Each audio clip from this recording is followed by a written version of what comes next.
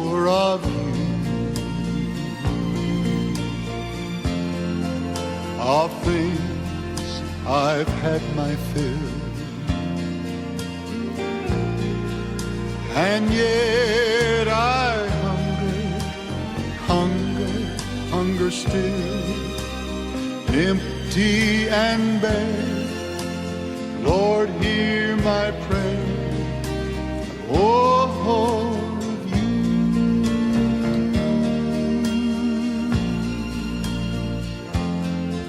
I have searched all around in the husk that abounds, but I find no nourishment there.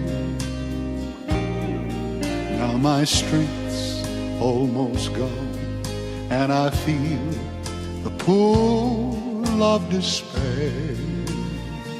Yes, I do. But my thirst drives me on, and I stumble all along over ground so barren, so dry. There's a spring ahead, living water, fill me, I cry, with more of you. More of you. More of you. Jesus, more of you. I've had all but what I need, just more of you. Of things I've had my fill, and yet I hunger still, empty and bare. Lord, hear my prayer for more of you.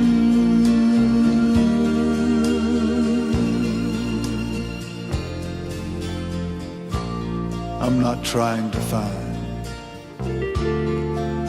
just a new frame of mind that will change my old point of view.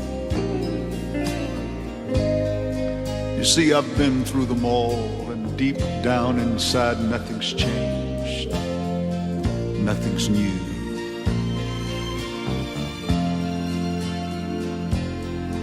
I'm not seeking a gift or some emotional lift, but there's one thing I'm longing to do.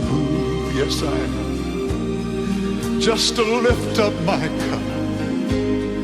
Master, let you fill it up with more of you. Oh, yes, yes, yes.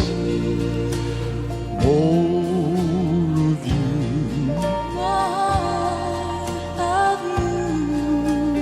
More of you. Jesus, more of you. I've had all but what I need, just more of you. Of things I've had my fill, yes I have. Yet I hunger still, empty and bare. Lord, hear my prayer. More of you.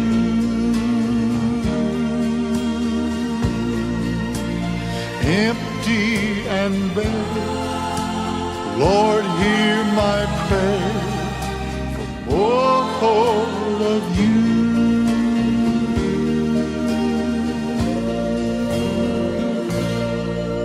Yes, Jesus.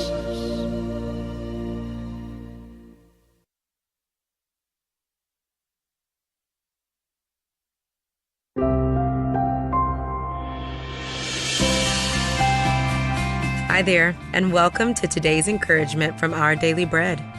Today's reading, titled Follow the Leader, was written by Katara Patton.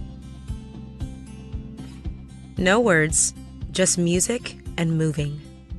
During a 24-hour Zumba marathon amid the COVID-19 pandemic, thousands of people from around the globe worked out together and virtually followed instructors from India, China, Mexico, America, South Africa, parts of Europe, and several other places. These diverse individuals were able to move together without any language barriers. Why? Because instructors of the exercise craze Zumba, created in the mid-1990s by a Colombian aerobics instructor, utilize nonverbal cues to communicate. Class instructors move and students follow their lead. They follow with no words uttered or shouted. Words can sometimes get in the way and create barriers. They may cause confusion, such as the Corinthians experienced, as noted in Paul's first letter to them. It was confusion brought about by differing views of disputable matters pertaining to the eating of particular foods. But our actions can transcend barriers and even confusion. As Paul says in 1 Corinthians chapter 10, we should show people how to follow Jesus through our actions, seeking the good of many. We invite the world to believe in him as we follow the example of Christ. As someone once said, preach the gospel at all times. Use words when necessary. As we follow Jesus' lead, may he guide our actions to cue others to the reality of our faith. And may our words and actions be done, all for the glory of God.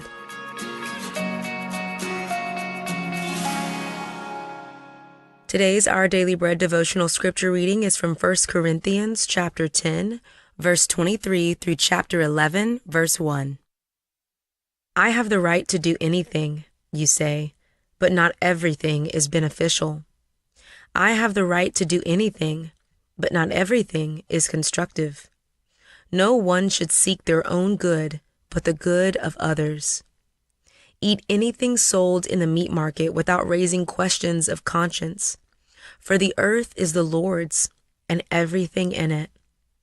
If an unbeliever invites you to a meal and you want to go, eat whatever is put before you without raising questions of conscience.